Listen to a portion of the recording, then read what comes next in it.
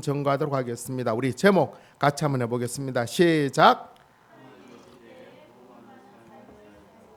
하나님의 기대에 부응하는 삶을 살자. 설날 어떻게 잘 보내셨는지 모르겠습니다. 설날하면 우리가 꼭 하는 게 뭐가 있죠? 세배가 있습니다. 세배는 아랫사람들이 윗어른에게 절을 하며 인사를 드리는 풍속이죠. 그렇죠? 근데 절을 하면서 한 해를 시작하는 시점에서 서로에게 복을 빌어주죠. 그렇죠? 복 많이 받아라 라고 하고 건강하십시오 라고 기도하고, 그렇게 우리가 건강이나 복을 빈다는 것은 단순하게 그냥 이렇게 그냥 복 받으세요 라는 개념이 자체가 아니라, 그 사람이 올 한 해 동안 맡겨진 일들, 그들이 감당해야 될 것들에 대해서 잘 할 수 있는 기대가 그 복을 비는 것 가운데 담겨 있다라고 볼 수 있습니다. 사실 누군가의 기대를 받고 그 기대에 부응하는 삶을 산다는 것은 상당히 부담스러운 일이죠. 그렇죠? 왜냐하면 누군가의 그 기대치는, 무엇을 기대할 때 그 기대치는 현재 있는 그 모습보다는 조금 더 높은 수준의 삶을 기대하고 있기 때문에 늘 기대라는 걸 들으면 좀 부담스러운 상황이 되어져요. 그런데 이것이 그리스도인들 입장에서는 더 큰 문제로 다가옵니다. 왜냐하면 하나님께서는 항상 하나님의 자녀들을 향해서 큰 기대를 갖고 계시기 때문에 그래요. 사람들끼리에서도 서로 기대에 부응하며 산다는 것이 부담스러운데, 피조물인 인간이 창조주 하나님의 기대에 부응하며 산다는 것은 정말로 부담스러운 일이 아닐 수 없습니다. 그렇죠, 그렇죠? 그래서 오늘 제목이 하나님의 기대에 부응하는 삶을 살자. 제목만 들어도 가슴이 턱 막힐 만큼 부담스러울 수 있습니다.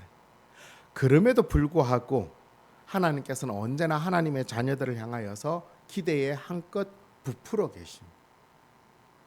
우리가 누구인지를 하나님 너무나 잘 알고 계시는데, 그럼에도 불구하고 하나님은 늘 우리를 향하여서 기대를 갖고 계세요.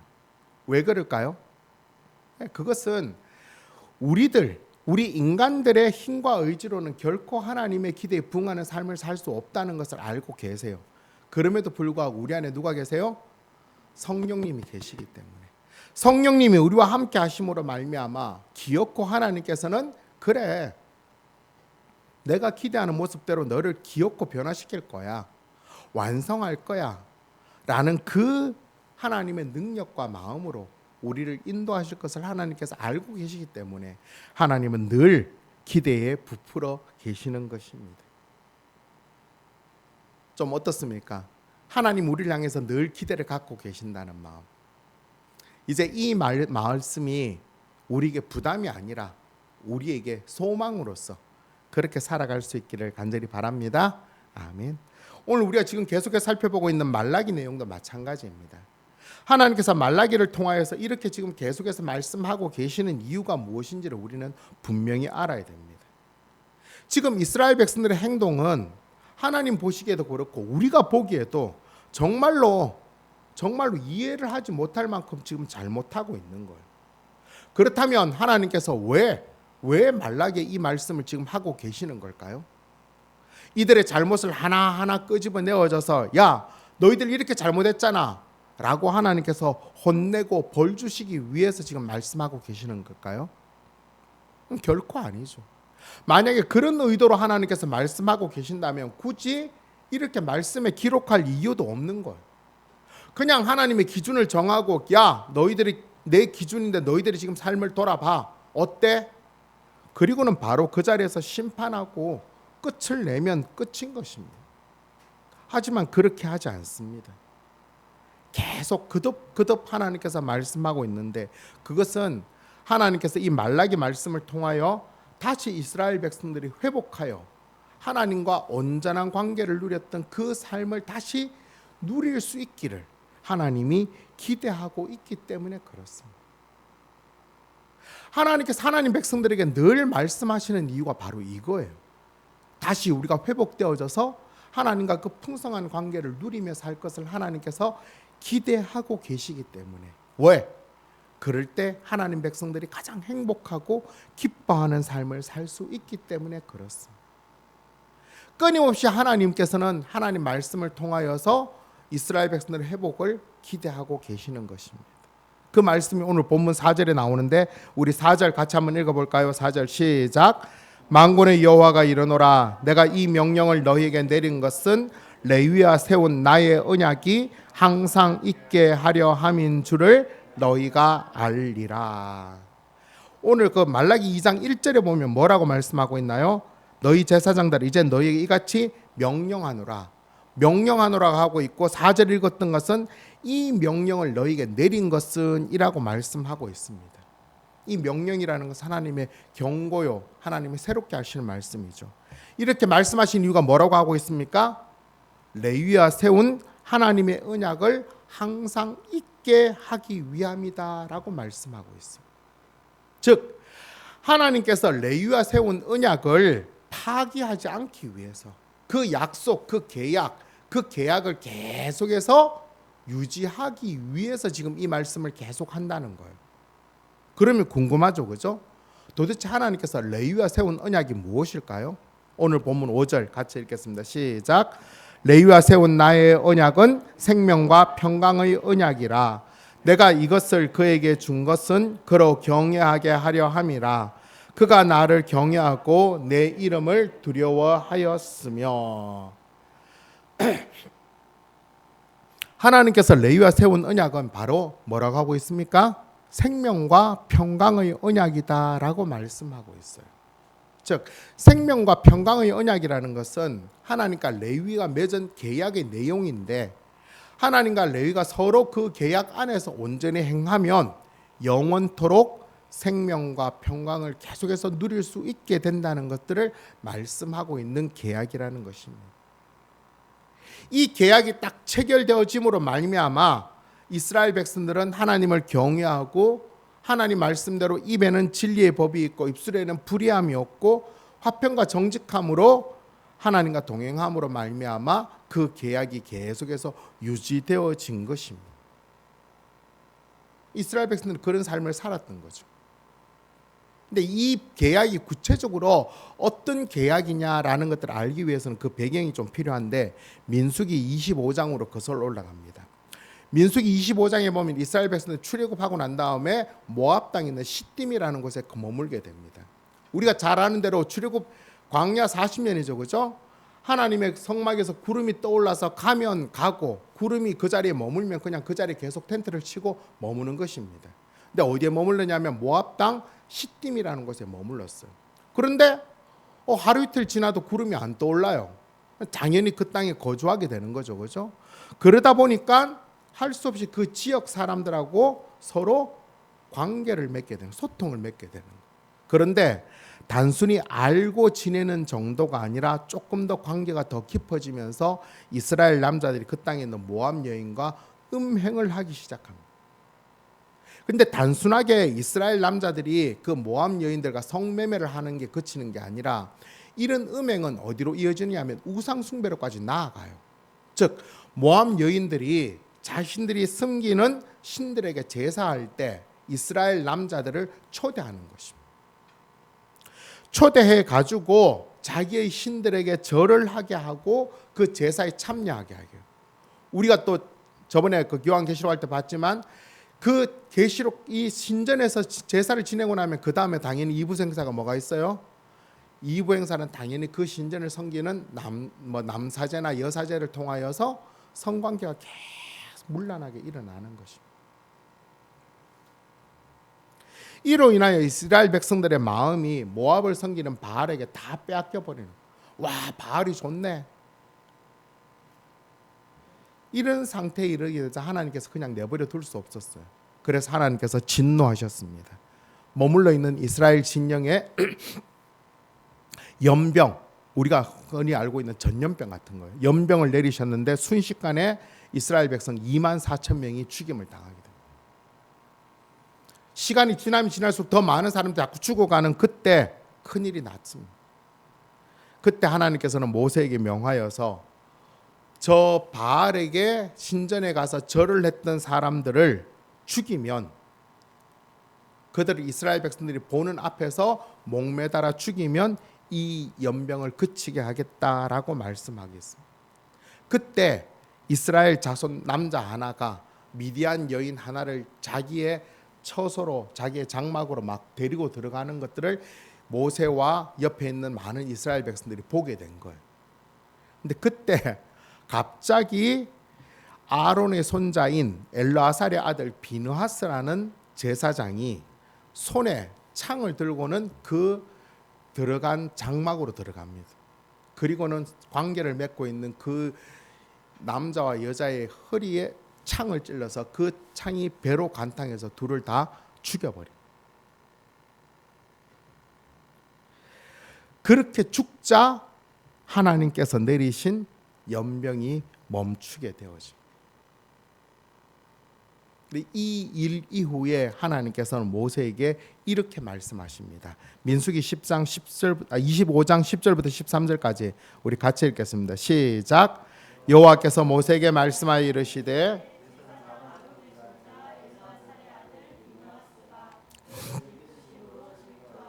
이스라엘 자손 중에서 내 노를 돌이켜서 내 질투심으로 그들을 소멸하지 않게 하였도다. 그러므로 말하라. 내가 그에게 내 평화의 언약을 주리니 그와 그의 후손에게 영원한 제사장 직분의 언약이라. 그가 그의 하나님을 위하여 질투하여 속죄하였음이니라. 아멘. 하나님께서는 비느하스에게 하나님의 질투심으로 질투하였다라고 말씀하고 있습니다. 이 말은 하나님께서는 이스라엘 백성들만 사랑하고 그들에게 하나님 모든 것들을 다 주었어요. 그런데 이스라엘 백성들이 그 하나님만을 사랑하지 않고 우상을 사랑하며 그들의 마음들이 음행에 빠진 것을 이야기합니다. 그때 하나님 마음이 질투하듯 한 마음으로 안타까워하였음을 말씀하고 있는 것입니다. 그런데 비느하스 또한 이런 하나님과 같은 마음으로 그 죄를 처벌하였다는 것입니다. 즉 하나님께서 이로 인하여서 비느하스와 비느하스뿐만 아니라 그 후손들에게 곧 레위 지파에게 평화의 언약을 맺었다라고 말씀하고 있고 영원한 제사장 직분을 감당하게 하나님께서 약속하셨던 거죠. 그러니까 지금 이 비느하스와 그 후손들이 맡게 되는 역할들을 이 평화의 언약이 어떤 거냐면 이 비느하스가 가서 창을 찔러 죽이면서 뭘 이야기했어요? 그것은 하나님이 원하는 게 아니다라는 기준을 이야기했어요. 그렇게 살면 안 된다. 무엇이 옳고 무엇이 그름에 대한 기준을 이야기하였고 또한 그로 인하여 이것을 보여줌으로 말미암아 많은 이스라엘 백성들이 그렇게 살면은 안 된다는 그들을 옳은 대로 그들을 인도하였던 것입니다. 따라서 하나님께서 비느하스와 그리고 레위 자손들 그 제사장들에게 이 평화의 약속을 하신 그 평화의 약속의 내용이 뭐냐 하면 그들이 하나님의 기준을 이야기하고 하나님께서 원하시는 의로운 삶이 무엇이고 백성들을 어떻게 인도해야 되는지에 대한 것들을 나타내는 삶이 바로 그 언약 속에 들어가는 거예요. 그러니까 제사장들이 그 언약의 삶을 제대로 살면 하나님께서 그들을 약속하신 것으로 갚아주시고 인도하시고 주장해 주시겠다라는 그런 계약이 체결되어진 거예요. 좀 아시겠죠, 그렇죠? 자, 이걸 염두에 두고 오늘 본문 5절 6절 다시 한 번 더 볼까요? 그러면 더 좀 이해가 쉬워지는데 5절 6절 같이 읽겠습니다. 시작. 레위와 세운 나의 언약은 생명과 평강의 언약이라. 내가 이것을 그에게 준 것은 그로 경외하게 하려 함이라. 그가 나를 경외하고 내 이름을 두려워하였으며 그의 입에는 진리의 법이 있었고 그의 입술에는 불의함이 없었으며 그가 화평함과 정직함으로 나와 동행하며 많은 사람을 돌이켜 죄악에서 떠나게 하였느니라. 아멘. 좀 이해가 되시죠, 그죠? 좀 쉽게 이해가 될 것입니다. 처음에 하나님께서 비느하스를 통하여 세우신 레위와의 생명과 평강의 언약은 하나님 보시기에 좀 잘 지켜졌어요. 그죠? 그로 인하여서 여호수아 때 가나안 땅에 들어가서 가나안의 모든 족속들을 다 멸하여 버리고 하나님 약속하신 그 땅을 온전하게 누릴 수 있게 되어졌습니다. 그 사명이 온전히 되어지기 위해 제사장을 비롯한 레위 지파들은 하나님을 항상 경외하였으며 그들의 입에는 진리의 법이 있었고 그들의 입술에는 불의함이 없었습니다. 그들은 항상 하나님의 율법의 기준으로 의로운 길을 제시하면서 이스라엘 백성들로 하여금 너희들이 하나님 백성에 마땅히 이렇게 살아야 돼 라는 것들을 끊임없이 이야기하면서 이스라엘 백성들로 하여금 불법의 길, 불의의 길을 걷지 못하도록 옳은 길만 걷도록 계속해서 잘 인도하였습니다.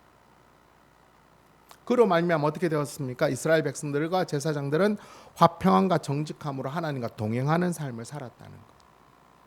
이 하나님과 동행하는 삶을 살았다는 것은 율법을, 하나님 말씀을 단순히 아는 데 그치는 것이 아니라 그 말씀대로 실천하며 살았다는 것입니다. 그래서 하나님께서 허락하신 그 공동체 화평함이 나타나지고 정직함이 일어남으로 말미암아 이스라엘 백성들이 죄에서 떠나 하나님의 진리 가운데 거하게 되어지는 삶을 살았다는, 이러한 삶이 바로 하나님과 제사장 세우신 레위의 언약입니다. 그렇다면 오늘 이 말씀을 우리들에게 적용해 보면, 지난주에도 말씀드렸듯이 지금 말라기에서 계속 말씀하고 있는 이 제사장은 누구인가? 오늘날 바로 우리들이에요. 예수 그리스도를 믿어 구원을 받아 하나님의 자녀가 된 성도들이 바로 제사장들인 것입니다. 우리를 구원하여 자녀 삼으신 하나님께서도 오늘날 동일하게 우리와 함께 이 레위의 언약, 이 생명과 평화의 언약이 우리 속에서도 계속해서 세워지기를 하나님은 기대하고 계시는 것입니다. 그러기 위해서 우리 어떻게 살아야 되느냐? 먼저 우리의 입에는 어떻게 돼요? 진리의 법이 있고 우리 입술에는 불의함이 없기를 하나님은 원하고 계시는 것입니다. 우리 입술에는 뭐가 있어요? 진리의 법이, 그리고 입에는 불의함이 없고, 입술에 진리의 법이 있고 입에 불의함이 없기 위해서는 가장 중요한 게 하나님의 말씀이 우리 안에 가득 차 있어야 되는 거예요. 우리의 말, 우리의 생각, 이것이 그냥 단순하게 그냥 우리에게서 나오는 게 아니라 우리 안에 가득 쌓여져 있는 곳에서 나오는 것입니다. 그러니까 우리 안에 항상 불의가 가득하면 불의함을 나타낼 수밖에 없어요. 우리 안에 항상 거짓이 가득하면 우리는 거짓말을 할 수밖에 없어요. 그런데 우리가 진리를 이야기하고 의로움을 이야기하기 위해서 우리 안에 진리와 의로움이 가득해 있어야 되는 거예요. 그렇다면 우리 안에 진리와 의로움이 가득할 수 있는 유일한 방법은 뭐냐? 바로 하나님 말씀이 우리 안에 가득하는 방법밖에 없는 거예요. 그것만이 우리 안에 채워질 때 우리가 비로소 그런 삶을 살아갈 수 있게 되고, 좀 다르게 표현하면 하나님의 기대에 부응하는 삶을 살 수가 있게 되는 것입니다. 하나님 말씀이 우리 안에 좀 풍성하게 임하여져야 되는 거죠. 그렇죠? 그래 될 때 우리 삶이 하나님께서 원하시는 기대하는 삶을 풍성하게 누리며 살아갈 수 있게 되는 것입니다.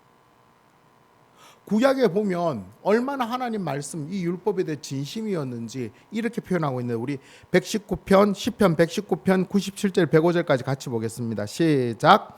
내가 주의 법을 어찌 그리 사랑하는지요, 내가 그것을 종일 작은 소리로 엎조리나이다. 주의 계명들이 항상 나와 함께하므로 그것들이 나를 원수보다 지혜롭게 하나이다. 내가 주의 증거들을 늘 엎조림으로 나의 명철함이 나의 모든 스승보다 나으며 주의 법도들을 지킴으로 나의 명철함이 노인보다 나으니이다. 내가 주의 말씀을 지키려고 발을 금하여 모든 악한 길로 가지 아니하였사오며 주께서 나를 가르치셨으므로 내가 주의 규례들에서 떠나지 아니하였나이다. 주의 말씀의 맛이 내게 어찌 그리 단지요, 내 입의 꿀보다 더 다니이다. 주의 법도들로 말미암아 내가 명철하게 되었으므로 모든 거짓 행위를 미워하나이다. 주의 말씀은 내 발의 등이요 내 길의 빛이니이다. 아멘. 이 정도쯤 돼야 되는 거예요. 이 정도쯤 되면 하나님의 기대하는 부흥을 사는 삶을 살 수 있는 거예요. 입술에는 진리의 법이, 입에는 불의함이 없게 되어지는 것입니다. 그런데 우리가 읽었던 119편 말씀 보면 정말 대단해요. 그죠? 그렇다면 이 정도쯤 하려면 어떻게 해야 돼요? 매일 성경만 보고 있어야 되는 거예요. 그렇다면 하나님께서 원하시는 것이 정말 그런 것일까요? 매일 아무것도 안 하고 매일 성경만 보면 정말로 좋아지는 걸까요? 그렇지 않아요. 하나님께서는 우리 가운데서 우리 안에 누가 계세요?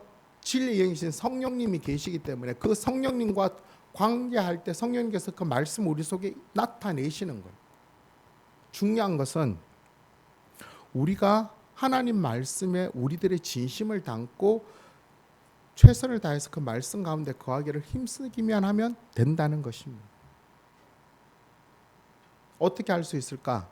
일단 이번 한 주간만이라도 우리가 한번 적용해 보면 좋겠는데, 지금 우리가 하는 휴대폰 시간에 반을 줄여서 성경을 한번 봅시다. 휴대폰 우리가 알게 모르게 별로 안 한다고 하지만 하루의 시간을 따진다면 굉장히 많은 시간들을 봐요. 왜 보죠? 그냥 한편으로는 정보를 알기 위해서, 한편으로는 심심하게, 한편으로는 그냥. 근데 그것이 어느 순간인가 우리가 마땅히 해야 될 진리를 우리들에게서 떠나게 만드는 것입니다. 그 시간을 빼내어 다시 하나님 말씀에 집중할 때 우리는 조금씩 성경의 단맛을 알아가게 되는 거예요.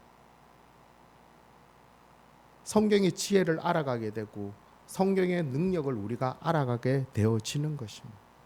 그러면 서서히 우리가 어떻게 하루 종일 주의 말씀을 엎조리고 주의 말씀 가운데 살아간 것을 우리가 누릴 수 있게 되는 것입니다. 물론 우리들의 힘과 의지로는 결코 할 수 없습니다. 성령께 나아가야 되는 것입니다. 그러니까 중요한 건 우리의 의지. 내가 왜 하나님 말씀을 봐야 되는가에 대한 분명한 이유를 오늘 분명히 알고 있다면 그 의지를 가지고 성령님께 구하는 겁니다. 도와달라라고. 요즘 휴대폰에 성경 앱들이 너무 좋잖아요.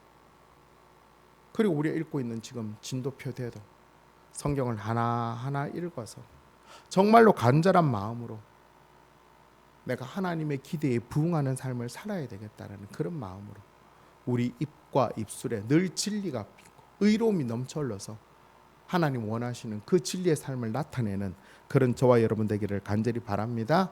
아멘. 둘째로, 그것을 읽는 데서만 그치는 것이 아니라 어디까지 나아가야 돼요?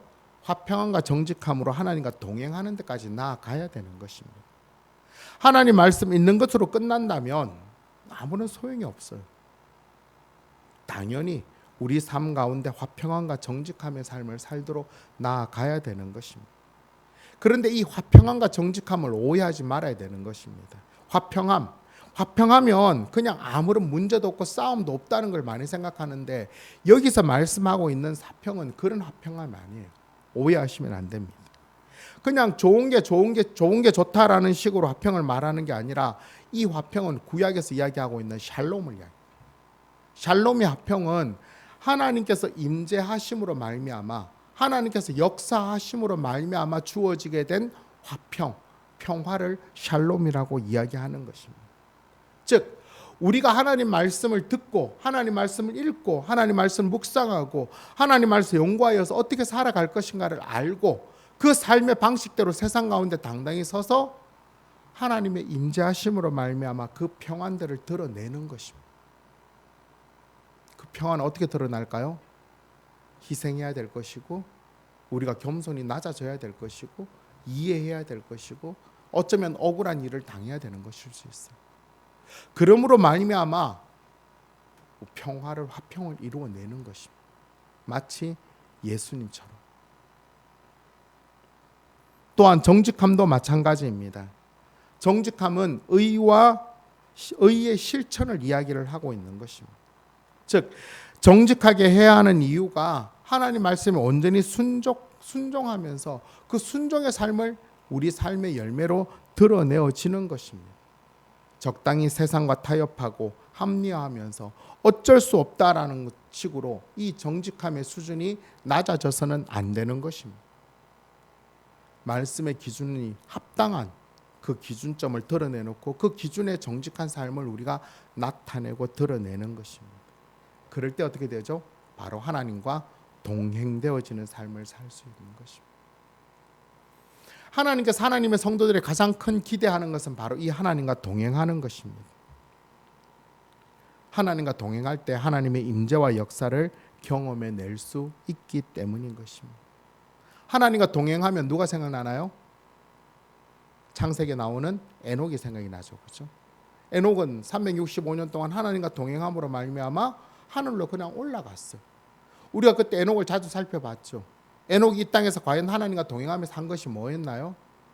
아무것도 없어요. 자녀를 낳았더라 밖에는 말씀이 없어요. 뭐 했다는 겁니까? 하나님이 자신의 주인임을 인정하며 끊임없이 성실한 삶을 매일매일 살았다는 것입니다. 우리도 마찬가지입니다. 한 주간, 또 이번 한 주간 어떤 일들이, 어떤 상황이 우리들에게 놓여질지 알 수 없어요. 하지만 어떤 상황이 올지는 알 수 없지만 항상 있는 게 뭐예요? 성실하신 하나님, 우리와 함께 계시는 것. 그 하나님 우리를 지키고 계시고 그 하나님 우리의 가장 좋은 것을 주시기를 기뻐하신다는 것입니다. 우리가 이것을 믿는다면, 이 믿음이 있다면 우리는 하나님의 사람으로서 당당하게 살아가고, 그 살아가는 삶의 모습은 하나님의 기대에 부응하는 삶을 살 수 있게 되는 것입니다. 하나님의 기대에 부응하는 삶을 산다는 것을 너무 어렵게 생각하지 마시고, 주어진 삶, 우리가 아침에 눈을 뜨고 저녁에 잠을 자는 것, 그냥 되어진 것 아니라 하나님의 은혜라는 것, 하나님의 역사라는 걸 우리가 다 고백하고 알고 있잖아요.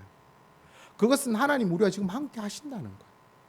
우리가 그 하나님을 의식하고 그 하나님과 동행하고 하나님 말씀을 묵상하고 그 말씀대로 정직하게 살아갈 때 하나님과 동행되어지고, 그 동행함은 우리로 하여금 하나님의 기대에 합당한 삶을 살게 만들어가는 것입니다. 이번 한 주간 그 삶이 우리 속에 더 풍성히 일어날 수 있기를 간절히 바랍니다. 아멘. 하나님께서는 제사장들과 이렇게 세운 레위의 언약이 계속해서 잘 지켜져서 하나님 백성들이 세상 가운데서 잘 살아가기를 원하세요. 하지만 문제가 생겼습니다. 그 문제를 하나님께서는 이렇게 지적하십니다. 오늘 본문 7절부터 9절까지 우리 같이 읽겠습니다. 시작. 제사장의 입술은 지식을 지켜야겠고 사람들은 그의 입에서 율법을 구하게 되어야 할 것이니 제사장은 만군의 여호와의 사자가 됨이거늘 너희는 옳은 길에서 떠나 많은 사람을 율법에 거스르게 하는도다. 나 만군의 여호와가 이르노니 너희가 레위의 언약을 깨뜨렸느니라. 너희가 내 길을 지키지 아니하고 율법을 행할 때에 사람에게 치우치게 하였으므로 나도 너희로 하여금 모든 백성 앞에서 멸시와 천대를 당하게 하였느니라 하시니라.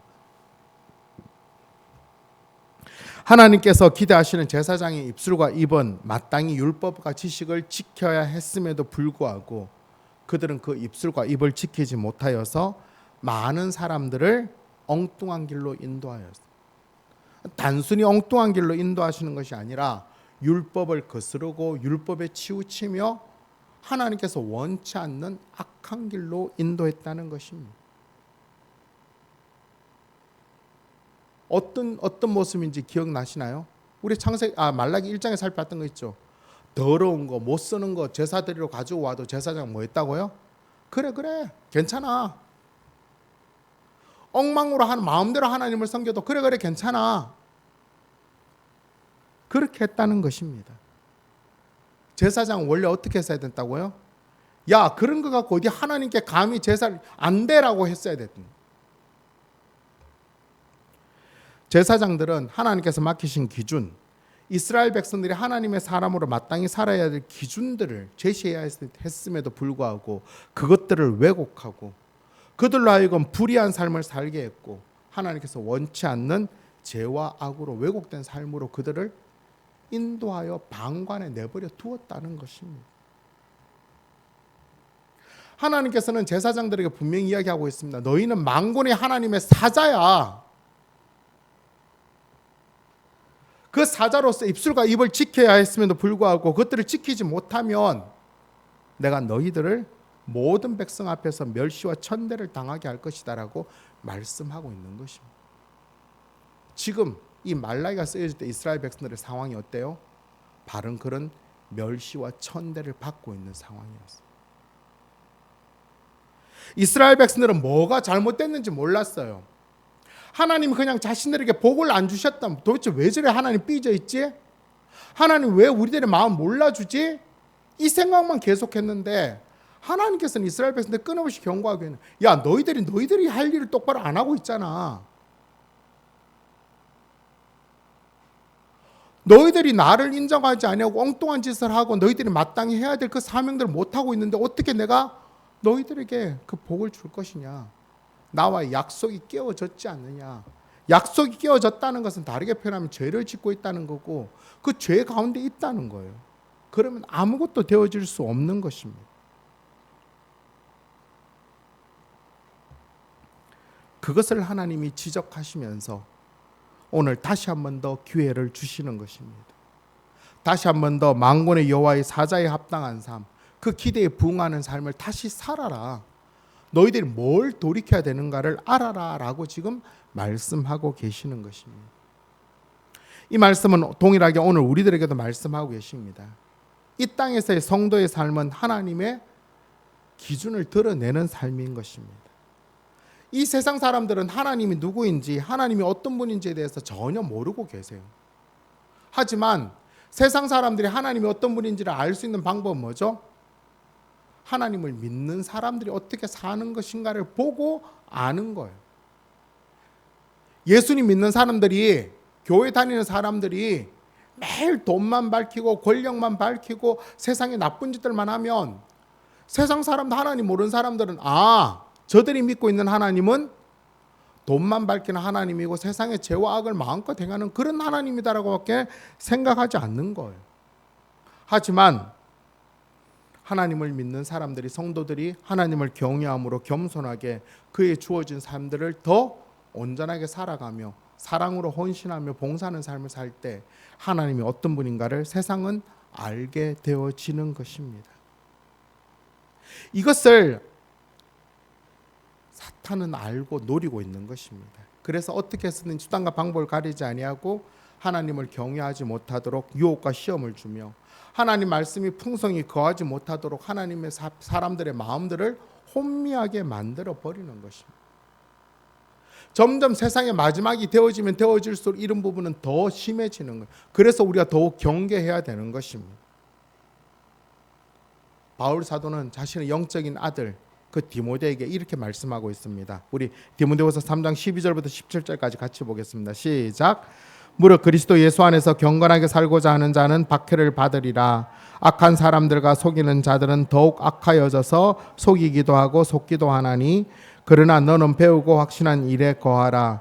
너는 내가 누구에게서 배운 것을 알며 또 어려서부터 성경을 알았나니 성경은 능히 너로 하여금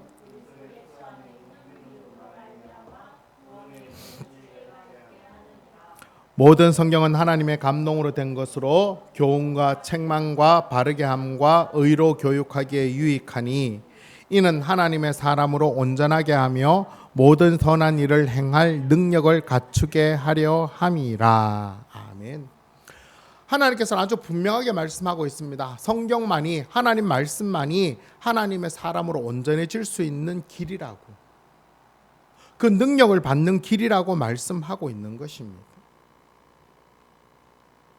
그런데 세상은 어떻게 되어져요? 점점 더 악해지는 것입니다. 점점 더 핍박을 가해지는 거죠. 점점 더 힘들게 하는 것입니다.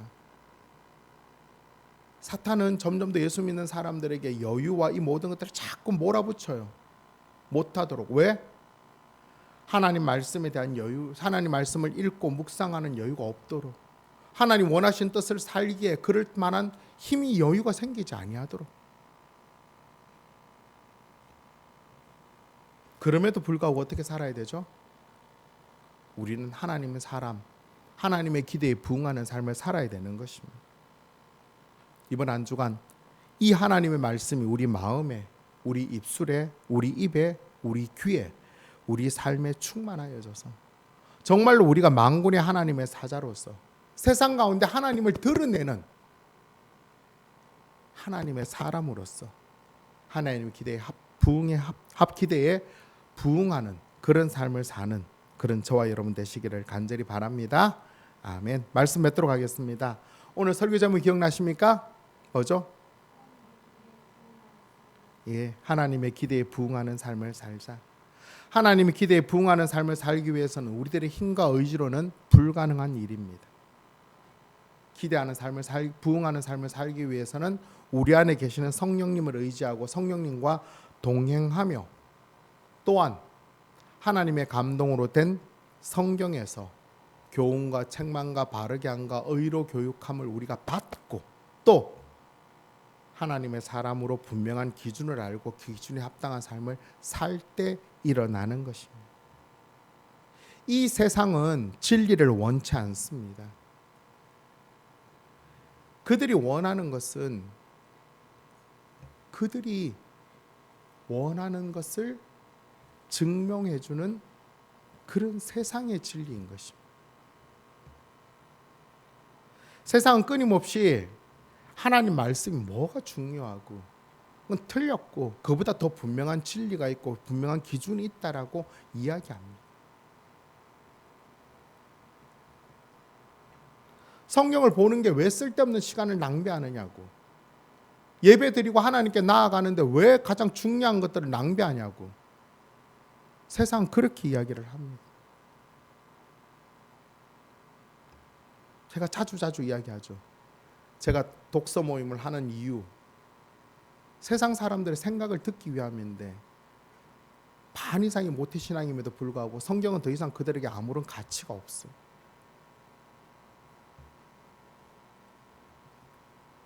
바울 사도는 이런 부분을 알고 다시 한 번 더 디모데에게 이렇게 경고하고 있습니다. 디모데후서 4장 3절부터 5절까지 같이 보겠습니다. 시작.